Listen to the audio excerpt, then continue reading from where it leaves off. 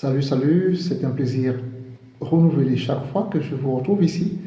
Et ma joie est d'autant plus immense aujourd'hui que je constate que le nombre d'abonnés est sans cesse croissant. C'est dire combien, pour la gloire de Dieu, les gens s'intéressent à ce programme. Et nous sommes encouragés à le poursuivre justement pour la gloire de Dieu et le salut des âmes. Aujourd'hui, le temps du chrétien se penche sur un thème assez édifiant, tout autant que les autres que nous avons d'ailleurs abordés jusqu'ici. Le thème de ce jour, c'est foi et richesse. Y a-t-il incompatibilité entre la foi et la richesse? C'est ce que nous allons voir tout au long de ce programme. Et d'emblée, nous allons déjà dire que la richesse est synonyme de bien. Nous parlons généralement des biens. Et d'un autre côté, le mal qui est incarné par Satan relève des ténèbres, pendant que les biens sont issus de la lumière. D'ailleurs, dans le livre du prophète Agé, au chapitre 2, verset 8, il est dit « L'or et l'argent m'appartiennent, dit l'Éternel. » Alors, l'Éternel est le propriétaire de tous les biens. Il nous donne ces biens par les mérites de Jésus-Christ qui est lumière du monde. Le Christ nous dit dans Jean chapitre 8 verset 12 « Je suis la lumière du monde ». C'est pour ceux-là justement qui ont accepté Jésus-Christ comme Seigneur et Sauveur, ceux qui sont devenus enfants de Dieu, ceux qui mettent en pratique l'amour du Christ, l'amour qu'il nous a recommandé pour le prochain, ceux qui lui sont fidèles, ceux qui vivent conformément à la volonté de Dieu le Père, c'est à eux que Dieu accorde ses biens. Nous allons justement voir dans le livre des rois comment Dieu a pu donner de la richesse à Salomon. Il avait déjà donné auparavant la richesse à David, au roi David, le père de Salomon. Nous avons vu également comment Dieu a donné de la richesse à Joseph. Joseph vendu par ses frères, une fois qu'il était arrivé en Égypte et que l'intendant de Pharaon avait acheté aux Ismaélites, avait acheté Joseph aux Ismaélites. Alors, il avait été constaté que Joseph avait un don de Dieu, il était accompagné par Dieu, et c'est comme ça que la vie de Joseph a pu connaître une gloire. Et nous avons vu également Job. Généralement, l'histoire de Job, les gens ne retiennent que le côté négatif, le côté de la souffrance, qui justement est souvent source de motivation pour le chrétien qui tend à se décourager. Mais il y a l'autre côté que le chrétien semble parfois donc oublier, c'est que Job justement avait été pris dans la grâce du Seigneur. Dieu lui a fait grâce, il lui avait donné une richesse abondante. Et c'est comme ça donc que le malin ayant constaté la fidélité de Job à Dieu, avait donc pensé que si Job n'avait plus tous ses biens, il ne serait plus fidèle à son Dieu, fidèle au Seigneur. C'est donc comme ça que il a suscité sur lui toutes ces maladies que nous connaissons. Il a tout perdu, il a perdu les biens, il a perdu femme, il a perdu employé, il a perdu tout ce qu'il avait. Il était complètement nu, resté nu, malade, presque à l'agonie. Et il a tenu bon, et il n'a pas faibli. Malgré cela, il avait continué d'appeler son Seigneur. Et c'est comme ça là que Dieu, à nouveau, lui a fait grâce. Et lui a donné toutes les richesses imaginables. Donc, voilà des cas, des éléments qui nous prouvent que la richesse, comme le dit Agé, l'or et l'argent appartiennent à Dieu. Nous allons donc voir comment est-ce que Dieu récompense la fidélité. Le roi Salomon, quand il doit accéder au trône, alors il n'avait demandé qu'une chose à Dieu, c'était la sagesse. Et Dieu, admiratif de cette humilité, avait promis à Salomon qu'il allait lui donner, donc au-delà de ce qu'il avait demandé, c'est-à-dire qu'il allait lui donner de la richesse, il allait lui donner des biens, il allait lui donner le pouvoir. Et je me demande quand nous lisons tous ces textes-là, à quel niveau justement est-ce que le diable intervient, étant donné déjà que dès le commencement, comme je le dis, Christ est lumière du monde. Jean 8, verset 12. Et nous voyons également donc que le diable, le malin, est ténèbres. Les ténèbres et la lumière sont incompatibles. Ça, nous le voyons dès la Genèse, au chapitre 1, verset 4. L'Éternel a séparé la lumière d'avec les ténèbres. Alors, comment donc, au regard de toutes ces incompatibilités, les biens qui sont qualifiés de richesse, le bien, quel que soit le sens dans lequel on va prendre le mot bien, les biens, les biens, ce qui est bien ne peut pas émaner de ce qui est ténèbre, de ce qui est négatif. Comment le diable peut donner des biens? Le diable ne peut pas donner des biens. Le diable n'est qu'un usurpateur. C'est un usurpateur, c'est un affabulateur. Il ne peut rien donner, rien de bon ne peut venir de lui. Rien de bon ne peut venir des ténèbres. La seule chose qui puisse venir des ténèbres, c'est la maladie, la jalousie, la haine, les blocages divers que vous connaissez. Il n'y a que le mal. C'est pour cela que Satan ne pouvait rien donner à Job en dehors de la maladie, de la souffrance, en dehors de toutes les pertes qu'il a connues. Ce n'est que ça qu'il pouvait lui donner. Les Écritures sont claires. Ce n'est que ça qu'il pouvait donner. Et c'est Dieu justement qui rétablit Job dans sa richesse, dans ses biens. Le diable ne peut semer que le mal. Nous allons voir dans le deuxième livre des Chroniques, au chapitre 9, à partir du verset 13, nous voyons comment Dieu a donné de la richesse à Salomon. Parce que c'est Dieu qui donne la richesse. Nous lisons dans le livre des Chroniques. Je vais voir le livre des Chroniques, au deuxième livre des Chroniques, au chapitre 9, à partir donc du verset 13. Nous lisons.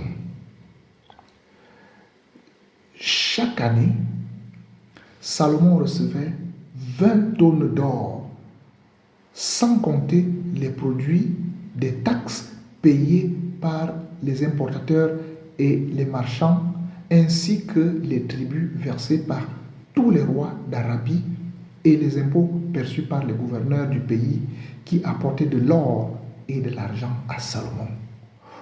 Tout le service à boisson du roi Salomon était en or, et toute la vaisselle du palais de la forêt du Liban en or fin. Car du temps du roi Salomon, l'argent était considéré comme un métal sans grande valeur. En effet, le roi disposait d'une flotte de navires au long cours qui naviguaient avec des marins de Hiram et qui, tous les 3 ans, revenaient chargés d'or, d'argent, d'ivoire, de singe et de paon. Justement, je vais m'arrêter là. Je ne vais pas aller très loin parce que, justement, comme je vous le dis, le Seigneur Dieu Tout-Puissant avait promis à Salomon de faire de lui le roi le plus riche, de telle manière que du temps de son règne, il n'y eut pas un roi aussi riche que Salomon. La richesse donc vient de notre Seigneur et je ne vois pas les raisons pour lesquelles les gens doivent continuer de donner autant d'importance à Satan qui n'est que insignifiant. Il faut faire attention parce que aujourd'hui, toute richesse, tout succès est attribué au malin, est attribué au diable, à Satan, et non à Dieu. Dieu qui est le pourvoyeur de toutes les richesses. Parce que le chrétien, en agissant ainsi, s'expose à la colère de Dieu, comme il est dit dans le livre de l'Exode, au chapitre 20, verset 5. Je suis un Dieu jaloux. Il est un Dieu jaloux, jaloux de son pouvoir, jaloux de son trône. Ne plus commettre l'erreur de continuer d'attribuer ses merveilles, d'attribuer sa gloire à Satan. Nous devons tout à notre Dieu. Le seul problème qui se pose, c'est l'usage que nous faisons des biens que Dieu nous accorde. C'est là qu'il y a problème. Quel usage en faisons-nous? Matthieu dit très clairement, heureux les pauvres de cœur. Mais les gens ont choisi de parler de pauvres tout court. Les pauvres de cœur, ceux qui se sont dépouillés, ceux qui sont humbles, ceux qui servent Dieu avec amour, ceux qui ont le souci de leur prochain, ceux qui mettent en pratique le décalogue, les 10 commandements reçus au mont Sinaï. Les 10 commandements que le Christ a résumés en un seul commandement qui englobe tous les commandements. Le commandement de l'amour. Aimez-vous les uns les autres. Parce que l'amour ne jalouse pas. L'amour ne déteste pas. L'amour ne tue pas. L'amour ne se gonfle pas d'orgueil. L'amour est tout ce que nous pouvons connaître. Si nous avons de l'amour pour notre prochain, nous ne lui ferons pas de mal. Alors, le Christ a donc voulu que nous ayons de l'amour pour rester conformes à la volonté divine. Et c'est ça la pauvreté de cœur. On est dépouillé de tout orgueil. On est plutôt habité par un sentiment de compassion, d'amour pour le prochain. C'est ça le pauvre. La richesse matérielle s'efface devant la pauvreté de cœur. En ce moment-là, nous pouvons donc entrer dans le royaume de Dieu. La richesse matérielle ne peut pas nous y empêcher.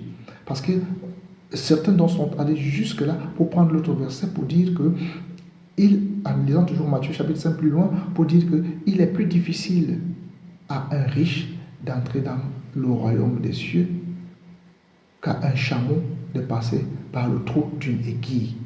Alors, l'erreur que beaucoup commettent, c'est qu'on oublie que, étant dépouillé matériellement, parce que ce n'est pas du matériel dont il est question, étant dépouillé matériellement, on peut être riche.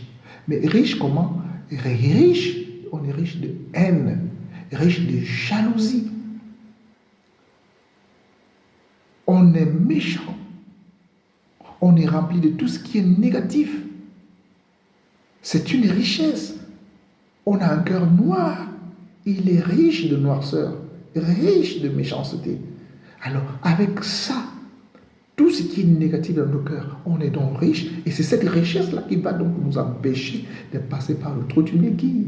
C'est cette richesse qui va nous empêcher d'entrer dans le royaume des cieux. C'est de ça qu'il est question. Si le riche matériel, celui qui possède des biens, est pauvre de cœur, comme le roi David était pauvre de cœur, comme Job était pauvre de cœur, malgré, au-delà de toute la richesse qui est la grâce de Dieu, ils sont entrés dans le royaume de Dieu. Donc si on a des biens, ces biens ne peuvent pas nous empêcher d'entrer dans le royaume de Dieu si nous avons de la pauvreté de cœur. Mais maintenant, le pauvre en matériel, si il est également pauvre de cœur, il entre dans le royaume de Dieu. Il faut être pauvre de cœur. Donc, ne pas faire également dans le culte de la pauvreté. Parce que, justement, Jésus-Christ, ce que certains semblent ne pas prendre cela en compte. Nous disons avec fierté que Jésus est mort pour mes péchés. Jésus est également mort pour notre pauvreté. D'ailleurs, il y a un verset biblique qui le dit clairement. 2 Corinthiens 8, verset 9. Vous connaissez en effet le don généreux de notre Seigneur Jésus-Christ. Lui qui est riche, il s'est fait pauvre à cause de vous, pour que vous deveniez riches par sa pauvreté. Mais généralement, nous disons tout simplement que Jésus-Christ est mort pour mes péchés. Il faut bien lire les textes bibliques. Jésus prend ma condition d'homme, il prend mes péchés afin que je sois lavé de tout péché pour que je puisse entrer dans le royaume des cieux. Et Jésus-Christ également pour mon épanouissement parce qu'il voudrait également que je sois épanoui. C'est pour ça qu'il s'est dépouillé de tout. Il s'est fait pauvre, comme le dit 2 Corinthiens chapitre 8 verset 9. Il s'est fait pauvre afin que je devienne riche. La richesse n'est pas un péché. La richesse n'est pas une mauvaise chose parce que c'est Dieu qui procure les biens. Ce qui est mauvais, ce qui est mal, c'est l'usage que nous en faisons. Si nous utilisons notre richesse pour écraser les faibles, si nous utilisons notre richesse pour dominer le monde, pour faire du mal, en ce moment donc, il nous sera impossible d'entrer dans le royaume des cieux. En ce moment-là, nous sommes condamnés, comme le dit le Seigneur Jésus-Christ. Mais maintenant, si nous avons des biens et que nous sommes pauvres de cœur, nous allons également donc pouvoir entrer dans le royaume des cieux. Si celui qui n'a pas de bien est pauvre de cœur, il entre dans le royaume des cieux. Mais si celui qui est dépourvu de bien est plutôt riche, riche de haine, riche de jalousie, riche de méchanceté, il n'entrera pas dans le royaume des cieux. C'est un peu cet éclairage dont il était pour moi question de partager avec vous pour fortifier la foi des uns et des autres, ne pas construire des blocages sur notre chemin parce que nous avons une mauvaise interprétation des textes. Il est donc question pour moi de vous dire ce soir toute ma satisfaction pour l'engouement, pour l'intérêt que vous manifestez à ce programme et vous demandez chaque fois de ne pas oublier de liker et de vous abonner et puis activer les notifications pour que vous soyez prévenus une fois qu'une nouvelle vidéo est postée. Je vous remercie et ça a été un plaisir, ce sera toujours un plaisir pour moi. Je vous dis à très bientôt. Ciao, ciao, bye bye.